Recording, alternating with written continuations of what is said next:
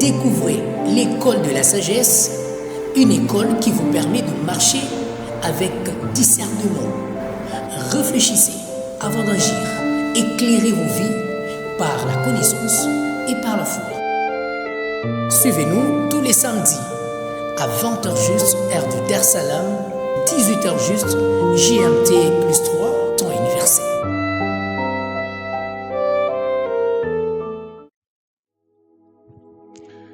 Bienvenue à l'école de la sagesse. Shalom chez vous. Aujourd'hui, c'est la deuxième partie de qui est un chrétien. Nous allons voir aujourd'hui les 12 croyances dans lesquelles tout bon chrétien croit. Et ce sont des enjeux que si nous arrivons à le perdre par des tests de la vie, par des tentations, alors notre christianisme n'a plus de sens d'être. Et donc, si vous êtes un chrétien, si vous avez suivi la première partie, vous avez alors besoin d'écouter ceci. Ça vient pour amplifier votre vie chrétienne et votre croyance en Dieu. Sachez que le christianisme n'est pas comme toute religion. Et aujourd'hui, tu auras de la lumière et ça va beaucoup t'aider. Entrons dans la matière, prends votre cahier et écris ceci, ça va beaucoup t'aider. Alors, nous allons prendre la première croyance. Malgré tous les tests de la vie qui peuvent venir, vous devez savoir, 1, que nous croyons, un chrétien, un bon chrétien, croit que la chrétienté, c'est une vie. Le christianisme n'est pas pour nous une religion, mais c'est une vie. Et cette vie, c'est une personne, le Seigneur Jésus-Christ.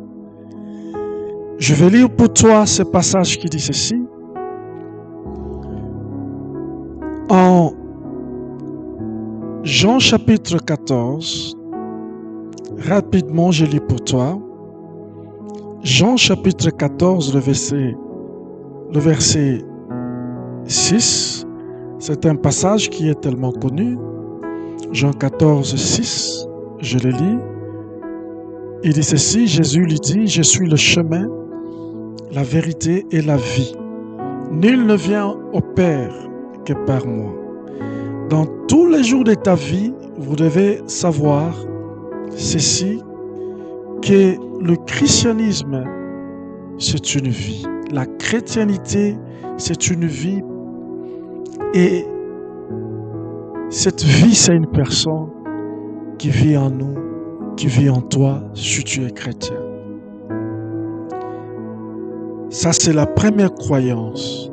Si tu arrives à perdre cette croyance, et donc ta vie chrétienne n'a plus de sens. Vous devez marcher avec une tête haute, tout en sachant qu'il y a quelqu'un qui vit en toi. Et c'est quelqu'un ou cette personne, c'est Jésus. Tu vas aussi lire Galates chapitre 2, le verset 20, et Jean chapitre 10, le verset 10. J'aimerais ici lire ce passage qui dit ceci. Le voleur ne vient que pour dérober, égorger et détruire. Moi, je suis venu afin que le brebis ait la vie et qu'elle soit dans l'abondance. Donc, j'aimerais que ta foi monte encore. Et c'est là la différence entre le christianisme et d'autres religions. Pour nous, le christianisme, c'est la vie et une vie en abondance, une vie excellente, une vie éternelle, une vie sans limite et une vie royale. Car après ce monde, il y a un autre monde qui nous attend, qui est le paradis, qui est le royaume de Dieu, qui est pour nous le temps dans l'éternité avec Dieu. Voilà pourquoi cette vie, on la commence déjà ici pour aller terminer avec dans l'éternité avec notre Dieu. Et la deuxième croyance, pour aller vite, c'est la joie et l'assurance du salut. Il y a bien des gens qui sont arrivés à perdre la joie du salut. La joie du salut. Ou bien l'assurance. Nous croyons en ça. Nous croyons dans le salut qui est venu vers nous. Et ce salut, c'est la délivrance spirituelle éternelle. C'est la délivrance à la colère et au jugement. Et donc nous croyons en ça, que quelqu'un est venu et il nous a sauvés. Et voilà pourquoi tous les jours de notre vie, nous avons la joie du salut en nous. Nous avons cette assurance que rien ne peut nous enlever cette assurance. Nous la gardons car nous savons qu'est-ce qui s'est passé dans notre vie. Ce que nous étions autrefois, ce n'est pas ce que nous sommes aujourd'hui. Et comme passage biblique que j'aimerais ici te donner, nous allons lire par exemple Philippiens 4.4. Rapidement, je lis pour toi Philippiens 4.4. Tu prends aussi ta Bible, tu lis avec moi. Réjouissez-vous toujours dans le Seigneur. Je le répète, réjouissez-vous. Il n'y a plus un autre endroit ou un autre lieu où nous devons nous réjouir que dans le Seigneur. Et pourquoi nous nous réjouissons? C'est parce que quelqu'un est venu et il nous a libérés. Et donc un chrétien, malgré les tests, malgré les tentations, malgré le vent et les tourbillons, vous devez garder la joie dans le Seigneur. Vous devez conserver cette assurance que vous êtes sauvés. Ne perdez jamais l'assurance de votre foi. L'apôtre Paul pouvait dire, qu'est-ce qui peut me séparer de l'amour de Dieu, en d'autres termes, de cette assurance que nous avons dans le Seigneur. Mais nous allons y arriver. Alors nous allons prendre la troisième croyance qui fait de votre vie chrétienne, alléluia, stable, qui donne le sens au christianisme. La troisième croyance, c'est la foi en Dieu et en Christ. Vous savez, aujourd'hui, il y a beaucoup de sortes de foi. Il y a les gens qui placent leur confiance ou leur foi dans beaucoup de choses. Mais pour un bon chrétien, un chrétien vrai, véritable, authentique, sa foi, c'est en Jésus-Christ. Que le chemin, la vie et la vérité.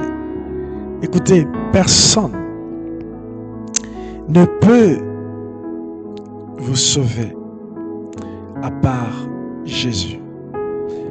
Deuxième croyance, tu te rappelles l'assurance du salut. Et cela est venu par une personne, notre Seigneur Jésus-Christ. Et donc, nous avons raison de placer notre foi en lui. En lui. Et c'est un signe de la dépendance, pour montrer que nous dépendons. Donc, le christianisme, il s'agit de dépendre totalement de notre Dieu. Parce que nous sommes comme des sarments qui sont attachés au vrai cep qui est notre Seigneur.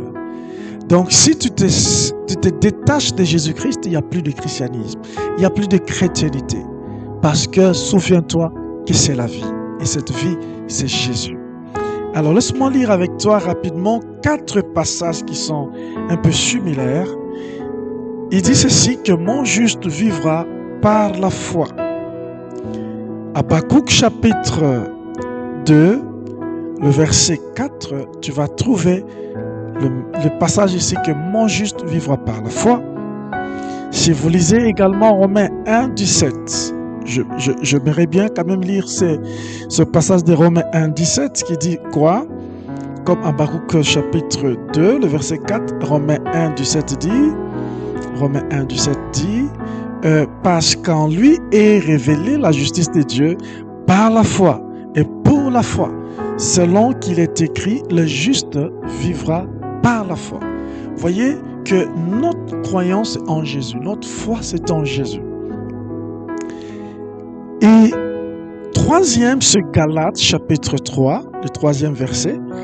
ou le troisième passage, Galates chapitre 3. Et lui aussi dit quoi? Le verset 11, il dit ceci.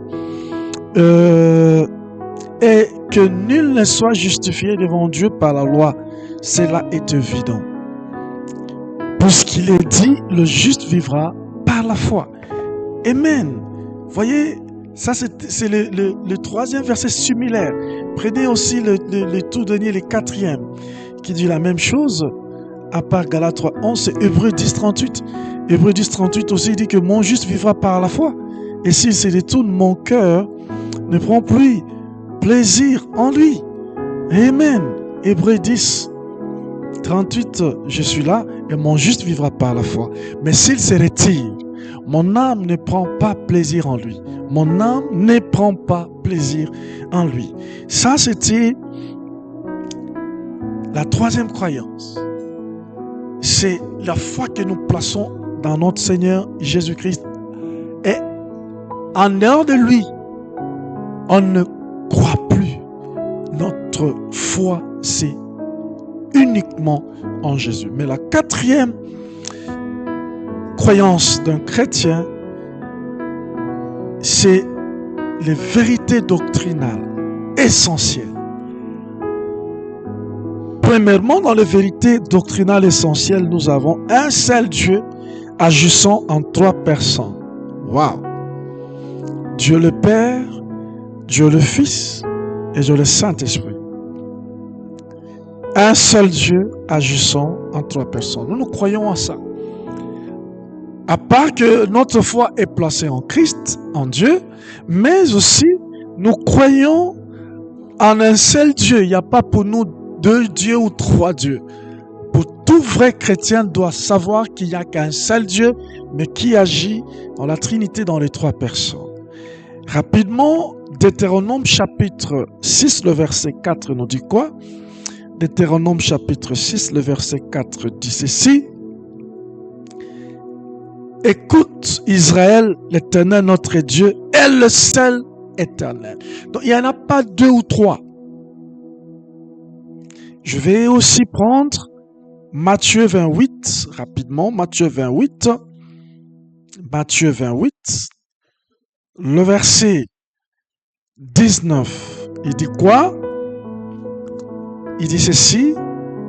J'ai beaucoup aimé ici le passage. Allez faites de toutes les nations des disciples, les baptisant au nom du Père, du Fils et du Saint-Esprit. Là maintenant vous voyez un seul Dieu, mais qui agit en trois personnes. Dieu le Père, Dieu le Fils et Dieu le Saint-Esprit. Et dans la communion. Corinthiens chapitre 13. Corinthiens chapitre 13, 2 Corinthiens plutôt, 2 Corinthiens chapitre 13, le verset 14 nous dit ceci. Alléluia. Que la grâce du Seigneur Jésus-Christ, l'amour de Dieu et la communion du Saint-Esprit soient avec vous tous. Voyez-vous, la grâce de notre Seigneur Jésus, l'amour de Dieu et la communion du Saint-Esprit est là. Vous allez toujours vivre cette communion en Dieu. Lorsque nous disons ce sont les vérités doctrinales que nous ne devons jamais laisser tomber. Mais à part un seul Dieu agissant en trois personnes, nous avons aussi l'incarnation de la divinité de Jésus-Christ. Jésus vit en nous comme Dieu. Beaucoup de gens pensent que Jésus n'est pas Dieu, mais je vous dis Jésus est Dieu. Jésus est Dieu. Dieu, c'est Jésus. Alléluia. La divinité de notre Seigneur Jésus-Christ. Beaucoup de gens peuvent arriver à te dire que non, Jésus n'est pas Dieu. Mais aujourd'hui, je vous donne les 12 croyances que personne ne vienne changer vos pensées. Que personne ne vienne pas vous amener à abandonner aujourd'hui ce que tu es en train d'écouter. Jean chapitre 1er. Jean chapitre 1er, le verset 1 nous dit, au commencement était la parole, et la parole était avec Dieu. Et la parole était qui? Et la parole était Dieu. Au commencement était la parole, et la parole était avec Dieu, et la parole était Dieu. Et voici ce que dit le verset 14, nous dit ceci, et la parole a été faite chair. Ici, nous parlons de quoi? De l'incarnation de Jésus sur la terre, lorsqu'il est descendu sur la terre. Et nous ne pouvons pas douter de sa divinité. Jésus est Dieu. Et la parole a été faite chair. Elle a habité parmi nous. Voici l'incarnation, pleine de grâce et de vérité. Et nous avons contemplé sa gloire, une gloire comme la gloire du Fils unique venu du Père. Alléluia. Oh, gloire au Saint-Esprit. Je te donne encore Colossiens rapidement. Colossiens chapitre 2. Le verset 9 nous dit ceci, Colossiens 2, 9. Car en lui habite corporellement toute la plénitude de la divinité. C'est merveilleux. 1 Timothée, je lis aussi 1 Timothée, le verset 3. Timothée chapitre 3, pardon. 1 Timothée chapitre 3, le verset 16 nous dit ceci. Alléluia.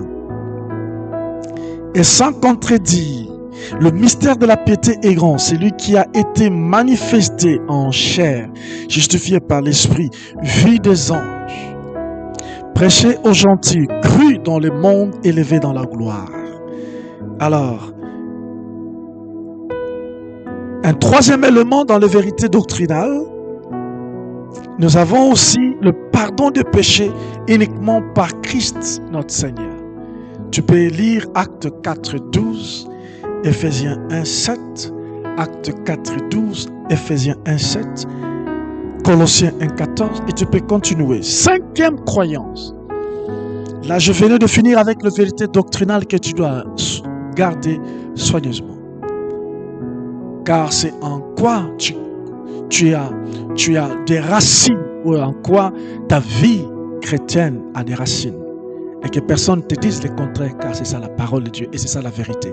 Et personne ne peut venir changer cette vérité qui a un seul Dieu, mais qui agit en trois personnes. Personne ne viendra changer cette vérité que Jésus est Dieu. Personne ne peut changer cela.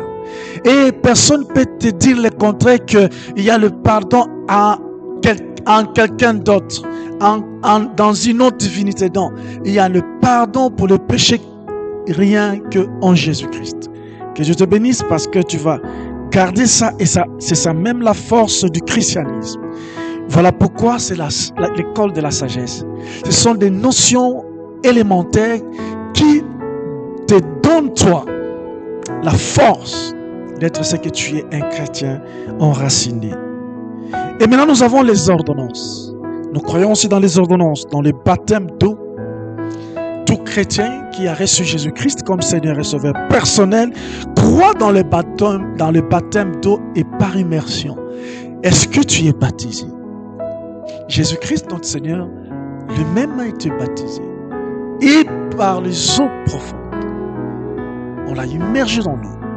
Et donc, tu dois témoigner publiquement. C'est une confession, le baptême d'eau. Confession publique pour montrer au monde que tu es mort avec Jésus par tes péchés et tu ressuscites avec lui comme une nouvelle créature. Parce que Jean baptisait les gens et on l'avait nommé le baptême de repentance. Eh bien, tu dois passer par l'eau du baptême. Je vais lire pour toi Actes chapitre 2, le verset 38 rapidement. Actes chapitre 2, le verset 38. Actes 2, 38 nous dit ceci. Waouh, c'est merveilleux de parler de ceci. Il dit ceci. Pierre leur dit, répentez-vous et que chacun de vous soit baptisé au nom de Jésus-Christ. Parce que Jésus nous a laissé, il a dit en Matthieu 28, 19, allez-y, par tout le monde, par toute la terre, et baptisez les gens. Alléluia. C'est une recommandation que Jésus nous a laissée. J'aimerais bien lire parce que j'ai lu ça. 28, 19 dit ceci. Allez, faites de toutes les nations des disciples, donc par tout le monde.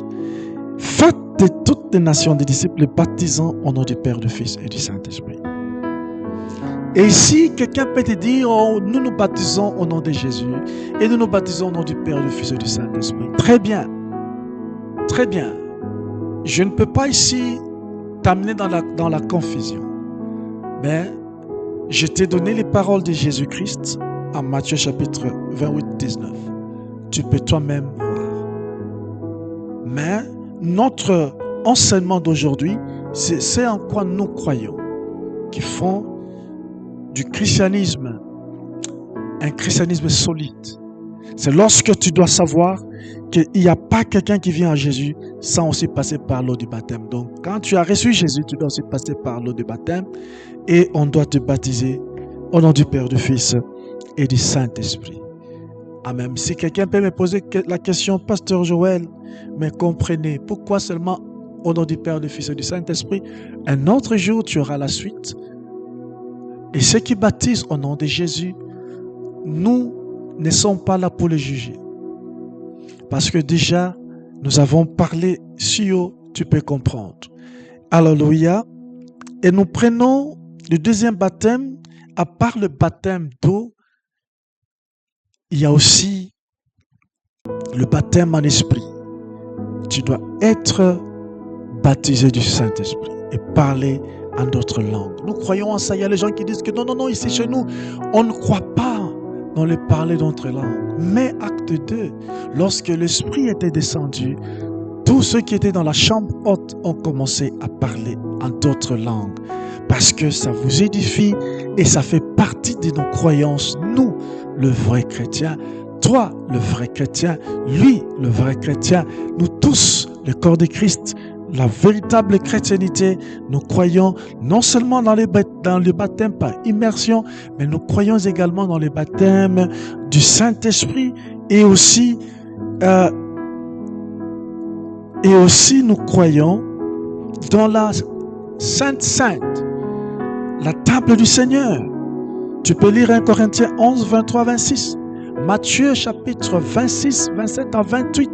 La table du Seigneur a été recommandée par Christ lui-même. Il dit, faites ceci en mémoire de moi. Donc, à part le baptême, nous croyons dans le baptême d'eau, que nous devons toujours passer comme notre Seigneur fut baptisé aussi par immersion. Et nous croyons également dans le baptême du Saint-Esprit et nous recevons comme signe de ce baptême le parler en d'autres langues. Et nous croyons aussi plutôt toujours dans les ordonnances, nous croyons dans la communion et dans la table du Seigneur plutôt la Sainte. Et là, ça nous rappelle le sang qui a été coulé, le sang qui a été répandu. Comme vous le savez que sans effusion du sang, il n'y a pas de pardon pour le péché. Alléluia. Nous croyons également, la sixième chose, la sanctification. Pour moi, la sanctification est une vie nouvelle. C'est ça même la différence entre la vie avant la croix et la vie après la croix. C'est la sanctification. Donc, avant la croix, tu te conduisais toi-même. Maintenant, après la croix, après que tu es devenu chrétien, on ne pêche plus. Et s'il nous arrive de pécher, souviens-toi que le pardon est en Jésus-Christ en Dieu, auprès de notre Dieu. Le pardon juridique de Dieu, qui est un pardon que Dieu a déjà libéré pour pardonner nos péchés passés, présents et futurs.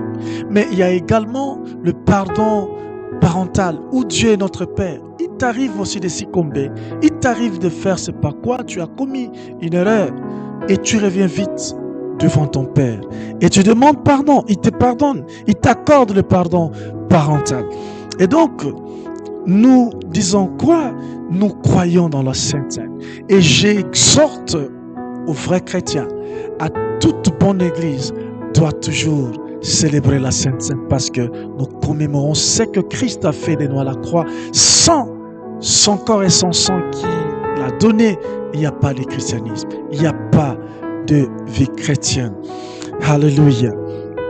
1 Thessaloniciens chapitre 4 verset 3 à 2, tu peux lire ça. Et 2 Non, 1 Thessaloniciens chapitre 4, verset 3 plutôt. 1 Thessaloniciens 4, verset 3. Et je me répète encore, 2 Corinthiens 5, 17. 2 Corinthiens 5, 17. La Bible nous dit, les choses anciennes sont passées et toutes choses sont devenues nouvelles. Donc vous devez croire en cela, que tout chrétien, il marche dans la sanctification. Notre vie est devenue une vie pure. Mais la 7e croyance, c'est dans la parole de Dieu, dans la méditation de la parole de Dieu et la prière quotidienne. On doit toujours méditer, car cette parole, c'est le pain pour nous, c'est de la nourriture pour l'homme intérieur.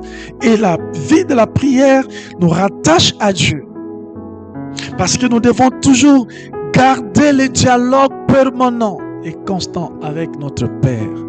Qui est cet enfant-là qui ne parle pas avec son papa? Et Dieu veut cette proximité. De Timothée 3, 16, 17, on parle de parole de Dieu, la parole de Dieu. Josué 1, 8, tu peux le lire. Josué 1, 8. Acte 6, 4, tu te souviens? Les apôtres ont dit, laissez-nous la parole, le ministère de la parole et la prière. Et donc, nous croyons en ça. Tout bon chrétien croit dans la parole de Dieu. C'est la prophétie par excellence. Tu peux chercher à gauche, à droite, c'est bien la prophétie.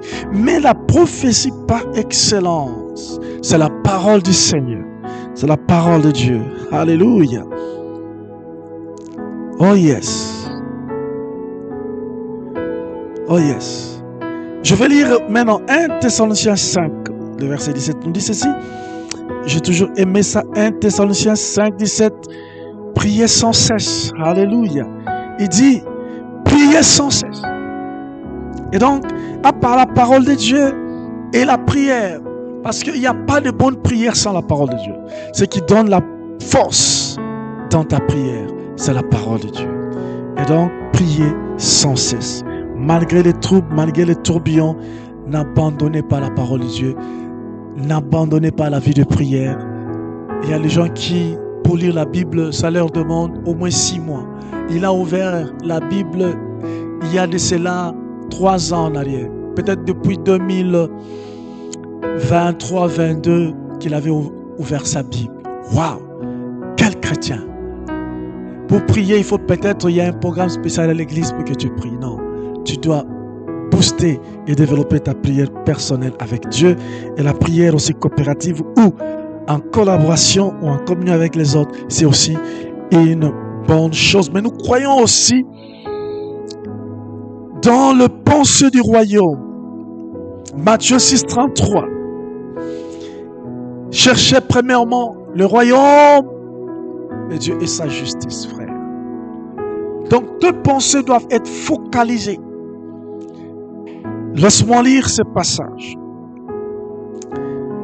Romains chapitre 14. Romains chapitre 14, nous sommes en train d'atterrir petit à petit, 14, 17. Il dit ceci. Car le royaume de Dieu, ce n'est pas le manger et le boire, mais la justice, la paix et la joie par le Saint-Esprit. Comprenez que nous devons avoir nos pensées pas focalisées dans des choses qui vont passer, mais nos pensées doivent rester les pensées du royaume, la justice, la paix et la joie par le Saint-Esprit. Et Colossiens nous dit que nous devons nous affectionner aux choses d'en haut. Si vous rencontrez un bon chrétien, toutes ses pensées sont les pensées d'en haut. Colossiens 3, 1, 2. Alléluia. Et c'est ça parce que sans la justice, qui est la vérité, la justice de Dieu, comment peux-tu dire que tu vis? Alléluia. Que tes pensées sont les pensées d'en haut. Psaume 119, 142, tu vas aussi lire cela. Mais la 9e, l'amour de Dieu. L'amour de Dieu et l'amour pour Dieu. Ensuite, l'amour du prochain. Ensuite, les actions de grâce, l'adoration et la louange. Nous croyons dans l'amour de Dieu, dans l'amour pour Dieu. Nous croyons dans l'amour du prochain. C'est ça. Notre vie chrétienne, le christianisme est solide et puissant parce que nous croyons en ces choses. Nous aimons les prochains. Nous aimons Dieu. J'ai toujours aimé Matthieu 22, 37, 38 nous dit: tu aimeras le Seigneur ton Dieu de tout ton cœur, de toute ton âme et de toutes tes pensées. Nous croyons à ça. Et rien ne peut te séparer de l'amour de Dieu, comme l'apôtre Paul a dit. Même s'il y a quoi, rien ne peut venir te séparer de l'amour vrai de Dieu. Jean 4, 23 nous dit que les vrais adorateurs adoreront le Père en esprit et en vérité. Dieu aime, même si nous traversons dans les moments difficiles, notre louange et adoration doivent rester, alléluia, intactes, dynamiques devant lui. Alléluia. Alors je donne rapidement ce verset. Jean 13, 34 au 35. 1 Thessaloniciens 5, 18. Hébreux 13, 15. Et Psaume 150. Alléluia. Psaume 150. Psaume 150. Alléluia. Oh, c'est merveilleux. Nous voulons atterrir et terminer. Il dit ceci: louez l'Éternel, louez Dieu dans son sanctuaire. Louez-le dans l'étendue où éclate sa puissance. Mais 10e et 11e et 12e, pour terminer, dit 10e, nous croyons aussi, c'est très important, dans l'enlèvement. Un jour, il y aura l'enlèvement et tu dois être préparé.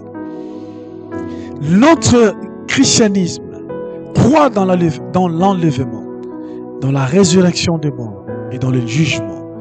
Et donc, il y aura ceux qui vont ressusciter pour l'enfer et ceux qui vont ressusciter pour le repos, le paradis, la vie éternelle.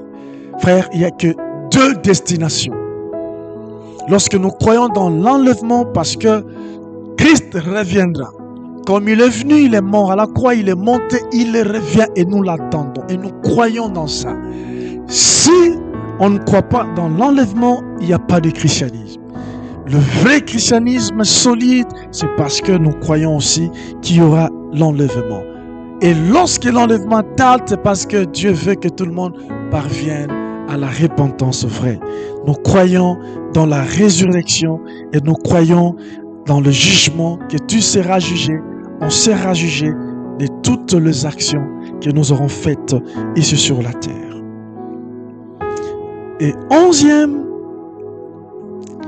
nous croyons dans quoi aussi, pour terminer avec 2e. 11e, nous croyons dans la grande commission. Un bon chrétien doit témoigner de Jésus qui vit en lui. J'ai donné Matthieu 28, 18 à 20, Marc 16, 15 à 18, Actes 1 à 8. Tu dois les lire. La grande commission. Une église qui ne peut pas produire d'autres églises n'est pas une bonne église. Un chrétien qui ne peut pas produire un autre chrétien, un autre disciple n'est pas un bon chrétien. Car nous croyons dans la grande commission. Mais je vais finir avec 12e croyance. Nous croyons dans cette phrase qui dit: garde ce que tu as. C'est dans la persévérance. Un témoin de Jésus doit persévérer, doit rester dans la fidélité et persévérer dans la fidélité. Apocalypse chapitre 3, le verset 11 nous dit: je viens bientôt. Retiens ce que tu as, afin que personne ne prenne ta couronne. Et donc, notre 12e croyance, tu dois garder ce que tu as. Frère, que personne vienne t'arracher, malgré le test. C'est pourquoi nous avons parlé des enjeux du christianisme. Hébreux chapitre 10, le verset 23. Nous pouvons rapidement lire Hébreux chapitre 10, 23. 10, 23 nous dit quoi? Hébreux chapitre 10, 23. La Bible dit ceci: retenons fermement la profession de notre espérance.